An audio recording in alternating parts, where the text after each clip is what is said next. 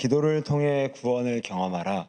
기도를 통해 구원을 경험하라라는 제안에 하나님의 말씀을 나누도록 하겠습니다. 베드로와 요한이 우리가 아는 것처럼 성전 미문에 앉아 있는 이 안진뱅이를 이제 고치게 됩니다. 이런 표적을 일으킨 다음에 부활의 메시지를 계속 증거하게 되죠. 이제 그러자 이걸 좀 얄밉게 봤던 이 종교 지도자들이, 또한 사회 원로층들이 이들이 자기들의 기득권을 빼서 간다는 생각 때문에 이 베드로와 요한을 옥에 가두고 이제 부활의 메시지를 전하지 말라라는 위협을 하게 됩니다. 그런데 막상 잡아놓고 보니까 큰 흠이, 또한 범죄를 저지른 게 아니기 때문에 다시는 예수의 이름을 말하지 말라는 위협을 하고 이 베드로와 요한 두 사도를 이제 석방하게 됩니다. 그러고 나서 이제 시작되는 본문이 오늘 본문의 부분인데요. 우리 23절 말씀을 눈으로 좀 보시게 되면 이 두 사도가 석방되어서 곧장 동료 사도들이 모여 있는 곳에 가서 이 자기들이 위협당한 사실들을 다 이제 말을 하게 됩니다. 말을 했던 이유는 뭐 고자질한 것이 아니라 24절에 보게 되니까 그곳에 모인 사람들이 모두 한 마음으로 바로 기도를 시작을 하게 돼요. 그럼 오늘 이 본문이 우리에게 주는 도전이 무엇입니까? 사도들은 위협 앞에, 아직 끝나지 않은 이 사회 기득권층의 위협 앞에 기도로 대응했다는 거예요. 뭐 어쩌면 이 사도들 중에서는 뭐 인지도도 있었을 법하고, 그런 사람들이 뭐 로비도 했을 수도 있고, 아니면 자기가 아는 사람들을 찾아가서 이거 너무 좀 심한 거 아니냐, 이 정도 차원에서 협의도 볼 수 있었겠지만, 그들은 그러한 모든 가능성을 다 내려놓고 첫 번째 대응책으로서 바로 기도를 선택했다는 겁니다. 자, 그러자 어떤 결과가 나타났습니까? 결과적으로 31절을 보게 되니까 빌기를 다음에 모인 곳이 진동하더니 무리가 다 성령이 충만하여 담대히 하나님의 말씀을 전하니라. 그러니까 모인 곳이 진동했다라는 것은 하나님께서 이 사도들의 합심의 기도 가운데 가시적인 증거로서 응답을 알려주셨다는 겁니다. 그리고 또한 무리가 다 성령이 충만하여 담대의 말씀을 전하니라. 이것은 하나님께서 기도했던 사도들의 마음 가운데 위협을 이겨낼 수 있는 용기와 담대함을 주셔서 그들로 하여금 끝까지 말씀을 전하는 사명을 잃어버리지 않는 이 기도의 응답, 또한 구원의 역사가 일어나게 됐다는 거죠. 그래서 오늘은 이 설교 시간을 통해서 오늘 이 사도들이 이 위협 앞에서 기도로 응전하고 끝내 결국 그들이 승리했던 것처럼 우리 역시도 이 가을에 우리가 어떻게 기도해야 우리의 삶 가운데 수많은 문제를 이겨내고 또한 삶의 구원을 경험할 수 있을지 함께 살펴보면서 우리 또한 이 가을에 기도하는 우리 모두가 되시기를 주의 이름으로 축원드립니다. 우리 세 가지를 좀 살펴보려고 하는데요. 이 첫 번째는 하나님의 위대하심을 믿으며 드리는 기도가 우리를 구원한다는 겁니다. 다시 한번요. 하나님의 위대하심을 믿으며 드리는 기도가 우리를 구원한다는 겁니다. 자, 우리 24절 말씀을 다시 한번 좀 눈으로 보시게 되면 그들이 듣고 한 마음으로 하나님께 소리를 높여 이르되, 그 다음에 뭐라고 써 있습니까? 대주제여 천지와 바다와 그 가운데 만물을 지은 이시오. 그러니까 지금 사도들은 기도를 시작하면서 이 기도를 받으시는 대상을 하나님이라고 호칭하지 않고 굳이 의도적으로 뭐라고 불렀다고요? 대주제요. 이 대주제라는 말은 영어로 이제 마스터입니다. 그러니까 주인, 어떤 소유자, 어떤 뭐 권위자라는 뜻이 되겠죠. 그러니까 오늘 이 대주제라는 말은 이 그들이 교회 안에서만 하나님이 대주제가 아니라 우리가 감옥에 갇히고 세상살이를 했던 모든 공간에서도 하나님은 대주제, 주인, 마스터가 되신다라는 거예요. 그러니까 사내들인 공의 위협을 막아줄 수 있는 분이 바로 우리의 하나님 대주제임을 믿고 지금 이들이 그 대상을 향해서 기도를 시작했다는 겁니다. 오늘 이것이 우리에게 주는 도전이 뭡니까? 하나님을 대주제로 인정하고 기도할 때 역사가 일어난다는 거예요. 우리는요, 이 문제가 뭐냐면 기도할 때 너무 기도의 내용에 집중한 나머지 이 기도를 들으시고 응답하실 하나님이라는 대상에 대해서는 놓치는 경우가 너무 많다는 겁니다. 그러니까 습관적으로 주세요, 주옵소서, 또한 부르짖는 그 습관적인 것 때문에 내용에는 되게 집중한 나머지 어쩌면 그 기도를 실제로 들으셔서 응답의 주권이 있는 그 하나님께는 우리가 너무 소홀하고 때로는 망각하고 어쩌면 이 요술램프처럼 쓱싹쓱싹 문지르면 뭔가 될 것 같은 그런 기도의 분위기로 나아가고 있는 건 아닌지 살펴보자는 거예요. 그런데 중요한 것은 기도의 내용보다 더 중요한 것은 그 기도를 받으시는 대상을 생각하는 것이라는 겁니다. 오늘 사도들은 기도를 시작할 때 대주제예요. 여러분 우리는 대상을 어떻게 대화를 나눌 때 그 대상을 어떻게 인식하느냐에 따라서 우리의 대화를 나누는 태도와 간절함의 여부가 바뀌어지게 됩니다. 뭐 가령 예를 들자면 우리가 예를 들면 어떤 문제를 갖고 있어요. 그런데 이 문제를 해결해 줄 수 없는 친구와 대화를 나눌 때는 그냥 넋두리 뭐 푸념 섞인 말 정도로 합니다. 그냥 이 문제 해결되면 좋겠다. 누가 배고픈데 밥 사주면 좋겠다. 이 정도로 그냥 푸념 섞인 뭐 해결의 어떤 가능성을 다 그냥 다 내려놓고 그냥 넋두리 하듯이 대화를 하게 되죠.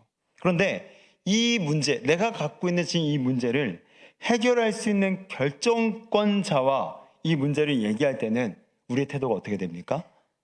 단번에 바뀌게 되죠. 단번에 바뀌게 되는 거예요. 예를 들면 저희 아들이 이제 8살, 5살인데요. 뭐 이제 저는 힘이 없으니까 저한테 얘기할 때는 그냥 쉽게 얘기합니다. 넋두려요. 아빠 배고파. 아빠 배고파. 근데 엄마한테는 정말 사생결단을 얘기를 해요. 엄마 배고파. 밥 주세요. 결정권자에게는 태도가 달라지게 되는 거죠. 여러분 어제 제가 이제 자동차 후방 센서가 갑자기 이제 오작동이 돼서 한 4개월 전에 이제 고민비를 주고 설치한 곳에 전화를 했더니 그래서 그 사이에 사장이 바뀌어 버리게 돼 갖고 더 이상 이제 후방 센서를 작업을 할 수 있는 사람이 기술자가 없어서 못 한다라는 거예요. 근데 저는 뭐 어쨌든 큰돈 들여 갖고 공비를 설치했는데 이걸 다시 뜯어내고 다시 새 제품을 끼워 넣게 되면 뭐 똑같은 돈이 또 들게 되는 거잖아요. 그래서 제가 정말 그 사이에는 모든 자존심을 다 내려놓고 계속 사정을 했습니다. 사장님, 뭐 공비가 많이 들어서 제가 좀 부탁을 드릴게요. 제가 또 이렇게 하면 또 큰 금액을 또 물어야 되잖아요. 그러니까 고객 서비스 차원에서. 무슨 차원에서요? 고객 서비스 차원에서. 이럴 때는 제 무기입니다. 제가 고객이라는 거. 서비스 차원에서 제발 좀 방법 좀 찾아주세요. 그랬더니 그분이 제가 이렇게 한 5분, 10분을 계속 매달리니까 제가 안 끊었거든요. 근데 끊기로 하는데 제가 안 끊었습니다. 그러다 보니까 이 사람이, 이 대표님께서 마지막에 하는 소리가 뭐 들어줄지 안 들을지 모르겠는데 고객님이 계속 그렇게 요청을 하시니까 제가 전 대표에게 전화를 해서 잠깐 주말이라도 잠깐 샵에 들려서 고객님 거는 좀 해결하고 가도록 제가 좀 요청은 해보겠습니다. 근데 제가 뭐 이게 들어줄지 안 들을지 모르겠는데 오늘 이 설교를 준비하게 되면서 제가 그냥 친구에게 이런 얘기를 했으면 야, 나 또 고장났다. 야, 또 뭐 또 돈 깨지겠다. 이렇게 그냥 푸념, 그냥 간절함이 없는 태도로 얘기를 했겠지만 이 결정권자, 나를 무료로 해주냐 유료로 해줄 수 있냐를 결정할 수 있는 결정권자 앞에서는 저의 태도가 정말로 겸손해지고 간절해지고 이거 안 해주면 당장이라도 샵에 쫓아갈 기세로 얘기를 하다 보니까 뭐 모르겠습니다. 그냥 장사 속인지 모르겠지만 어쨌든 그런 고백을 말씀을 하셨고 내일쯤은 한 번 더 문자를 더 보내보려고요. 꼭 해주세요라고. 여러분 이것은 기도에도 마찬가지입니다. 우리의 기도에 응답하실 결정자가 여러분 누구십니까? 하나님이세요. 오늘 본문의 말씀처럼 대주제 하나님이십니다. 그런데 여러분은 어떻게 기도하고 계십니까? 기도를 향한 여러분의 태도는 어떠하십니까? 이렇게 열심히 정말 오늘은 내가 진짜 최소한 20분은 기도하겠다 해서 정말 참고 막 꼬집고 막 이렇게 졸린 거 두드려가면서 눈 뜨는데 2분밖에 안 갔던 그런 모습들. 아니면 정말 출근기 도장 찍는 것처럼 형식만 갖춘 기도. 어쩌면 식사 기도도 눈 한번 질끈 감았다가 1초 만에 떠버리는 우리의 식사 기도. 어쩌면 우리의 모습은 정말로 기도의 내용에만 혈안이 돼 있고 거기만 너무 집착한 나머지 진짜 이 기도를 응답하실 하나님께는 너무 우리가 망각하고 소홀히 여기지 않나 이런 거죠. 그래서 오늘 예수님은 이 사복음서 안에서 주기도문을 가르치실 때 여러분 어떻게 시작을 합니까? 맨 처음이요. 주기도문이요. 하늘에 계신 우리 아버지요. 기도의 원리나 기도의 내용이나 기도의 방법을 먼저 가르치시지 않고 예수님은 하늘에 계신 우리 아버지여라고 그 기도를 받고 응답을 결정하실 하나님에 대해서 딱 2가지로 종합적으로 얘기를 한 겁니다. 첫 번째, 하늘에 계신, 여러분 하늘에 계신다라는 것은 초월적인 존재라는 거예요. 그러니까 하나님이 우리의 기도에 응답하시기 위해서는 우리가 예상할 수 없는 수많은 길들을 만들어내셔서라도 그 기도를 응답하실 수 있는 하늘에 계신 초월자 전능하신 분이라는 겁니다. 그런가 하면 두 번째는요, 우리 아버지요. 그런데 그 초월자 하나님은 우리를 사랑하시는 아버지라는 거예요. 그래서 우리의 자녀의 작은 신음마저도 귀 기울이시고 응답할 수 있는 사랑의 존재시라는 거죠. 종합하자면 하늘에 계신 우리 아버지가 우리의 기도의 대상이 되시는데, 그분은 우리를 너무너무나 끔찍히 사랑하셔서 우리의 기도가 주의 뜻과 합해지만 한다면 무슨 방법을 다 동원해서라도 반드시 우리의 기도에 응답하실 초월자 능력의 전능자시라는 겁니다. 그러니까 오늘 예수님도 기도의 내용을 가르치거나 기도의 원리, 기도 빨리 받는 비결, 그런 거 관심을 나중에 다 말씀하셨고, 첫 번째로는 우리가 기도를 드리고 우리의 기도를 받으실 대상이 누군가에 예수님은 초집중하셨더라는 겁니다. 그래서 저도 개인적으로 좀 기도를 할 때는요, 특히 이제 새벽에 좀 장시간 좀 기도를 할 때는 먼저 기도의 내용으로 절대 들어가지 않습니다. 그렇게 되면 제 마음이 너무 푸석푸석해서 기도가 길게 못 가더라고요. 그래서 저는 예를 들면 1시간 정도 기도한다. 그러면 초반에 10분은 그냥 하나님을 찬양하는 고백으로 채웁니다. 하나님은 신실하십니다. 하나님은 사랑은 많으십니다. 하나님은 위대하십니다. 하나님은 우주를 다 창조하셨습니다. 그렇게 10분 정도 내가 내 기도를 들으실 하나님을 찬양하게 되면요, 벌써 이 기도에 막 울긋불긋 막 올라오게 되는 거죠. 그래서 기도하고 싶다. 그리고 이 기도가 무슨 방법을 통해서든지 응답이 될 것 같은 확신이 들고요. 더 나아가서는 저의 기도가 주의 뜻에 합당한 기도를 올리게 되는 변화된 모습으로 마지막에는 결과를 맞이하게 되더라고요. 여러분 사진 하나를 좀 보여주시게 되면 2010년도에 한 12년 벌써 이제 시간이 지난 건데, 아직까지도 전 되게 또렷이 기억이 납니다. 이 사건이. 이 칠레 33명의 광부가 이 지하 강산이 이제 붕괴가 되면서 지하 갱도에 갇히게 돼버리게 된 거예요. 근데 무려 70m가 아니라 700m 지하, 700m 저 밑에 지하에 무려 69일 동안 갇히게 되었습니다. 그래서 전세가 난리가 났었죠. 매일매일 거기를 라이브 현장 보도하면서 이 사람들이 찾았는지 못 찾았는지 엄청난 세계 각국들의 관심이 집중이 되었던 사건이었어요. 그런데 이렇게 며칠이 지나고 나서 이제 이들을 찾아내게 된 거예요. 아주 극적으로.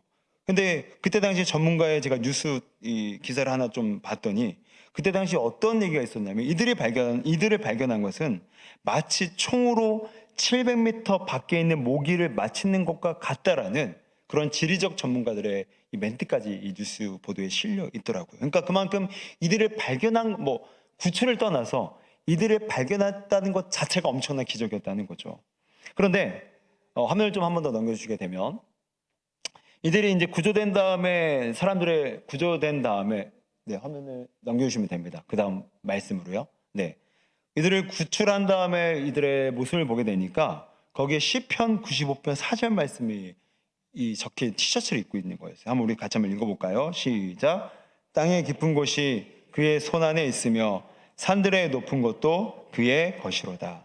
자, 이 티는요, 칠레 대학생 성교회, 그러니까 CCC, 우리나라에도 이제 CCC가 있지 않습니까? 그래서 이제 칠레에 소속되어 있는 이 CCC 단체가 이제 이들이 발견했다는 소식을 듣고 이제 이렇게 밑에다가 이제 바구니 같은 걸 내려가고 700m에 이 티셔츠를 준 거예요. 이거 티셔츠에 있는 성경 구절을 보면서 기도해서 힘내라고. 근데 진짜 구출해서 이들의 이제 인터뷰를 하면서 이들의 이제 경험담, 간증을 듣게 되다 보니까 이들은 매일 하루에 몇 차례씩 시간을 정해놓고 3명씩 짝을 지어서, 거기서 이제 33명이 3명씩 짝을 지어서 11조로 계속 기도를 했다는 거예요. 그래서 서로의 등을 보면서 말씀에 적혀 있는 게 뭐였다고요?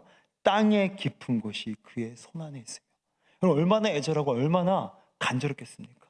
하나님의 손이 우리 저 700m 저 지상에만 있는 것이 아니라, 우리가 세상이 나를 잃어버려도 정말 이해가 될 만한 이 700m 지하 공간 안에도 그 땅의 깊은 곳에서 하나님의 손이 있었다는 거예요. 그러니까 이들은 그 69일 동안 포기하지 않고 실패하지 않고 처절하게 간절하게 기도할 수 있었던 것은, 이 나의 기도를 들으신 하나님은 어떤 하나님이요? 땅의 깊은 곳까지도 주관하신 하나님이라는 믿음이 있었기 때문에 이들은 기도할 수 있었다는 겁니다. 그래서 나중에 실제로 두 번째로 33명 중에서 두 번째로 구출되었던 이 마리오 세불베다라는 이 사람의 인터뷰를 보게 되니까 이런 말을 했습니다. 땅 밑에서 하나님과 함께 있었으며 그분의 손을 잡았다면서 자기는 구조될 것을 확신했다라고 이 신문 기사가 이 보도를 한 적이 있었습니다. 여러분, 오늘 이 33명 중에서는요, 어쩌면 제대로 기도하지 않고 구출된 사람도 있었을 겁니다. 33명이 정말 다 종시자가 아닌 이상은 그렇게 기도하지 않고서도 구출을 맛본 사람이 있었을 거예요. 근데 저는 오늘 이 기적 자체도 물론 중요하지만 이 기적 자체보다 제가 좀 강조하고 싶은 말씀은 뭐냐면 이 33명 중에서 실질적으로 내 기도를 받으시는 대상이 하나님을 신뢰하면서 기도했던 사람은 자기의 구출이 단순한 우연 발생적인 기적이 아니라 하나님의 실제적인 우연이 없는 기도의 응답임을 경험하고 배웠던 거죠. 그러니까 오늘은 이 경험을, 이 기도의 응답을 경험했던 사람들은 700m 이상 이제 지상에서 구출된 다음에 끊임없이 기도의 맛을 향유하며 누리며 기도 가운데 승리하는 인생을 살았을 것이 뻔하지 않았겠습니까? 사랑하는 성도 여러분, 여러분의 기도가 왜 효력이 있습니까? 왜 오늘 우리의 하찮은 기도, 때로는 신음소리와 같은 하찮은 소리마저도 왜 우리는 응답을 경험할 수 있습니까?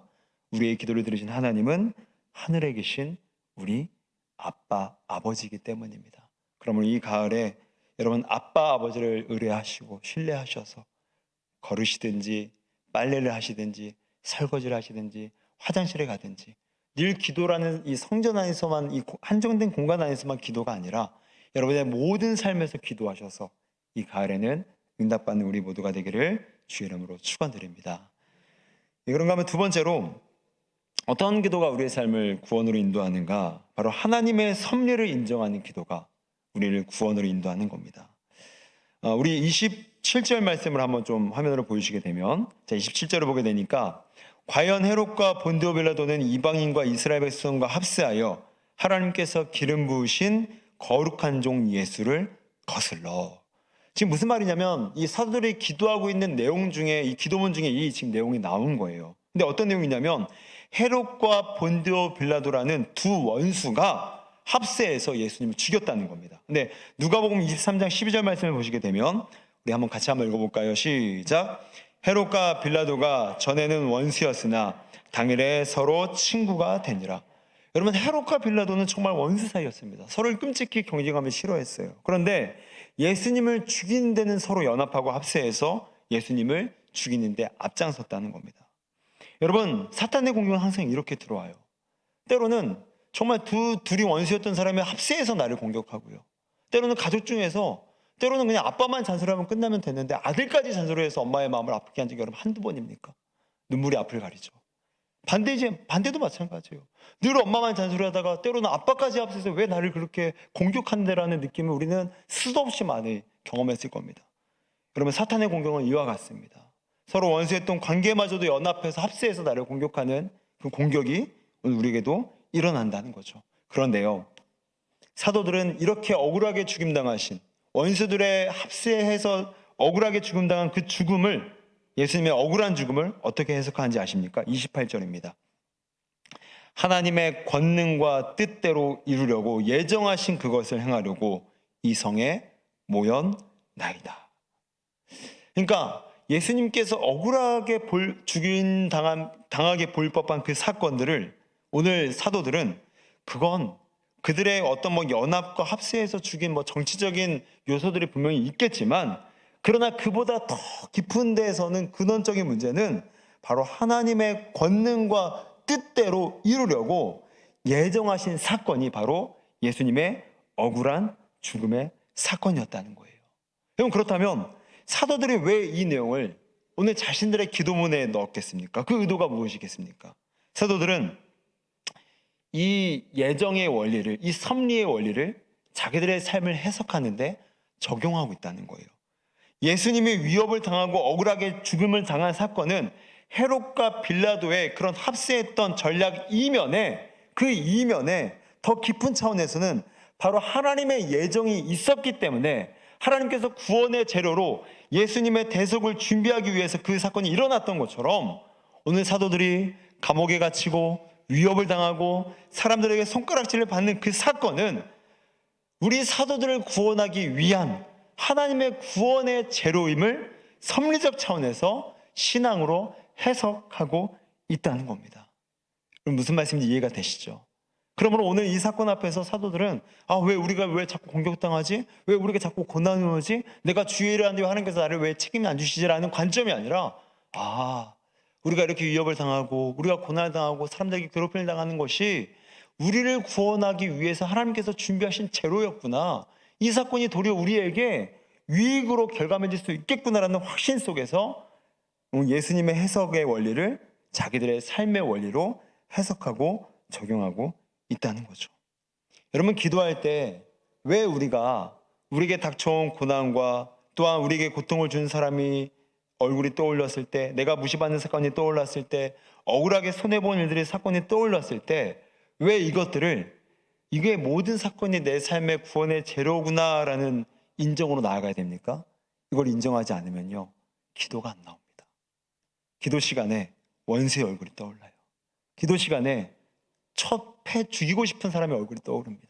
기도 시간에 나에게 사기친 그 옛날 그 사람의 얼굴이 떠올리고요. 기도 시간에 어젯밤에 나에게 잔소리를 퍼부었던 남편의 얼굴이 떠올리고요. 기도 시간에 험한 말을 일부러 빽빽 고함치면서 내 마음에 비수를 비수를 찔렀던 그 자녀들의 얼굴이 떠올라서 기도가 안 됩니다. 그런데 아니다.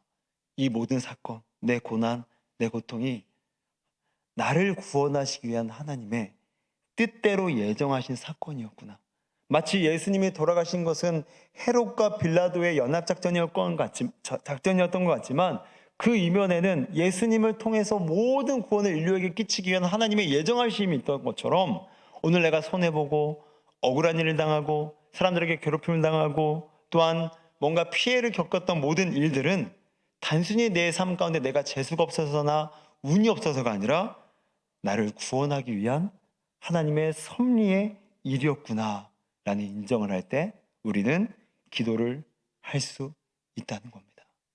우리가 기도할 때 얼마나 사탄은 우리의 약점을 잘 아는지 몰라요. 그래서 과거의 쓴뿌리, 상처, 내게 어제 퍼부었던 사람들, 나를 무시했던 사람들의 얼굴을 계속해서 묵상하게 만듭니다.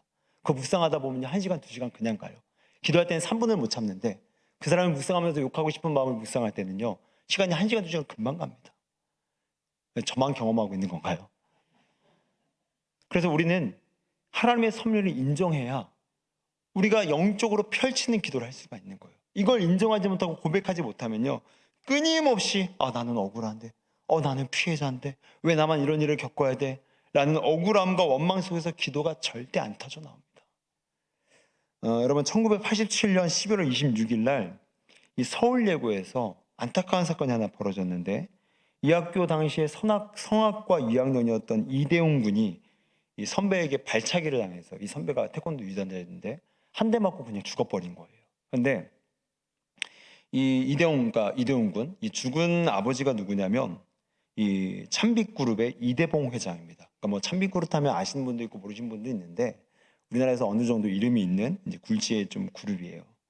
근데 이 아들이 죽을 때 이 이대봉 회장은 이 미국에 있었어요. 그래서 이제 이 아들의 비보 소식을 듣고 막 분노가 철철 넘쳤던 거죠. 그래서 내가 돈을 얼마든지 줄 테니까 의사들에게 다 살려내라고. 근데 그것도 아들이 완전 이제 사망 판정을 받다 보니까 이 분노를 제어시킬 마음이 안 되니까 막 폭력배를 동원해갖고 학교로 막 다 깨부시겠다. 그 가해자 내놔라. 막 경찰서 앞까지 가서 막 항의를 하고 그랬다는 거예요. 그런데 이분이 크리스찬이었어요. 근데 모든 분노가 어느 정도 좀 가라앉고 다시금 자신을 좀 성찰하게 되니까 이런 생각이 들더래요. 발차기 한 대 맞고 죽을 인생이었다면 이건 하나님이 데려가신 거다. 그러니까 용서하자. 여러분, 이분이 용서할 수 있었던 힘이 어디서 나옵니까? 하나님의 섭리를 믿은 겁니다. 내 아들이 연약해서 죽은 것이 아니라, 그 발차기 한 사람의 발이 세서가 아니라, 또한 운이 없거나 재수가 없어서가 아니라 이 일은 고도의 구원을 펼치기 위한 하나님의 엄청난 섭리의 작전이었다. 그래서 이 섭리가 반드시 우리 가정 가운데, 우리 인생 가운데, 우리 아들의 목숨을 통해서 수많은 사람들에게 유익이 끼쳐질 것을 믿음으로 고백을 한 겁니다. 그 고백을 하게 되니까 용서가 가능해진 거예요. 그래서 경찰에서는 이 죽인 살인자이기 때문에 그냥 풀어줄 수는 없다. 이 아버지가 계속 탄원서를 낸 거예요. 풀어달라고. 그 가해자 풀어달라고. 여러분, 인간으로서 할 수 없는 엄청난 일들을 해낸 거죠. 그래서 그 아버지의 이 탄원에 감동을 받은 이제 판사가 그냥 그 학생을 풀어주게 됩니다. 그 다음에 이 아버지가 이대웅 음악 장학회를 이제 연 거예요.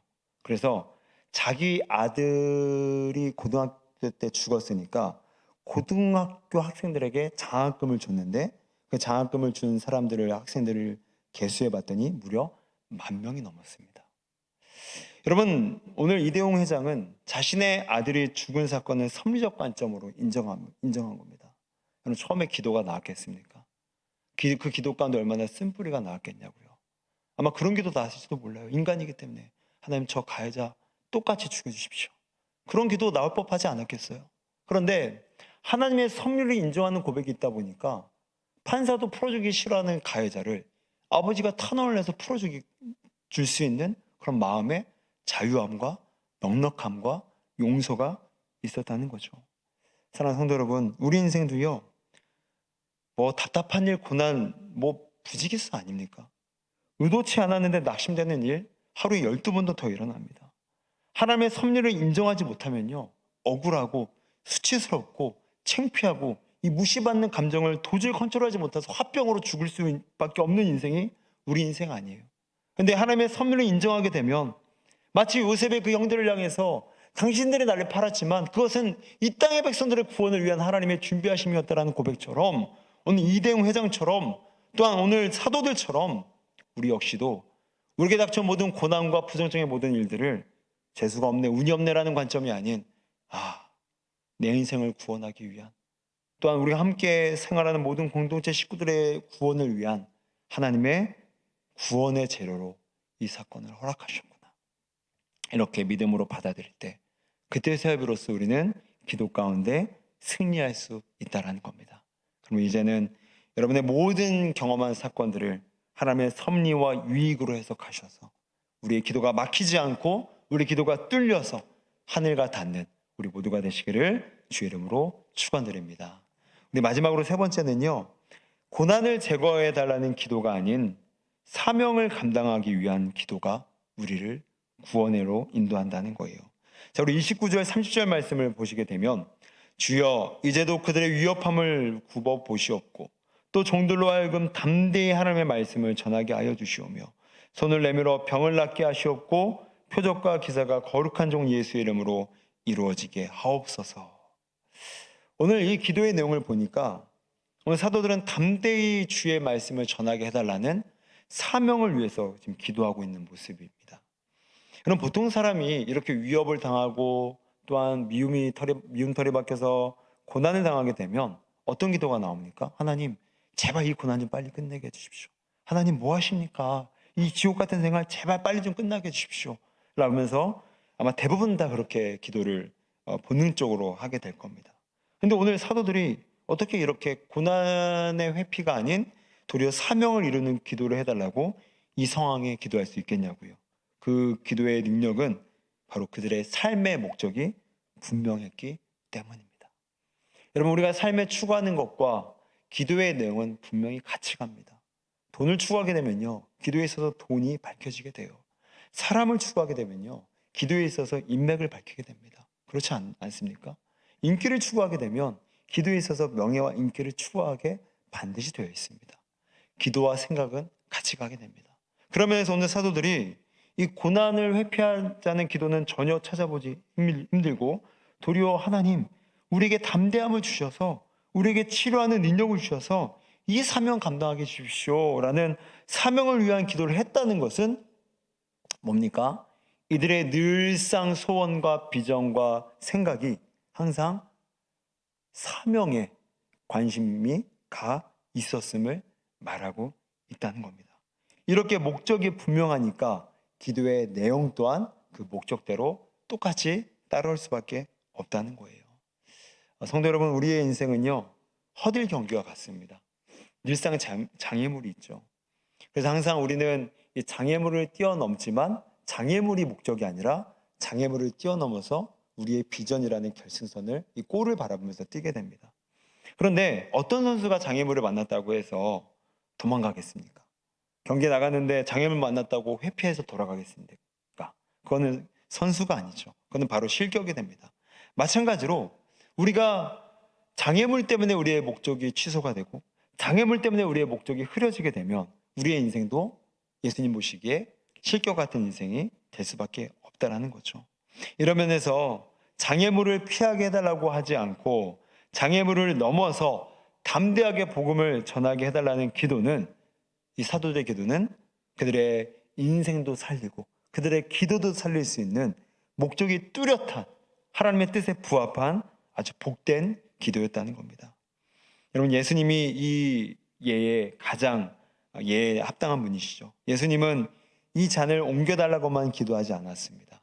맨 처음에는 이 잔을 옮겨달라고 기도했지만 나중 가서는 아버지의 뜻대로 해주십시오. 이 장애물이 아버지의 뜻이라면 내가 달게 받겠습니다. 결국은 내 사명을 감당할 수 있는 그런 기도를 예수님께서 하셨다는 겁니다. 이제 말씀을 정리하도록 하겠습니다. 사랑하는 성도 여러분, 오늘 우리는 날마다 기도하는 존재로 부름받았습니다. 그래서 우리는 성전이라는 제한된 장소만이 아니라 삶의 어디서든지 기도할 수 있는 이 특권 아닌 특권을 부여받은 존재죠. 그렇다면 여러분 기도를 어떻게 하고 계십니까? 여러분의 기도의 목적은 무엇이고 그 목적 속에서 여러분의 기도의 내용은 무엇입니까? 여러분, 이 가을에 우리가 함께 기도했으면 좋겠습니다. 단지 우리의 삶의 모든 문제의 해결뿐만이 아니라 우리의 삶의 모든 주의 뜻이 임하기를 우리 함께 기도했으면 좋겠습니다. 그래서 이 가을에 하나님과 함께 기도함으로 말미암아 그 하나님과 함께 동행함을 누리고 또 기쁨을 회복하는 우리 모두 되시기를 주의 이름으로 축원드립니다. 우리 함께 같이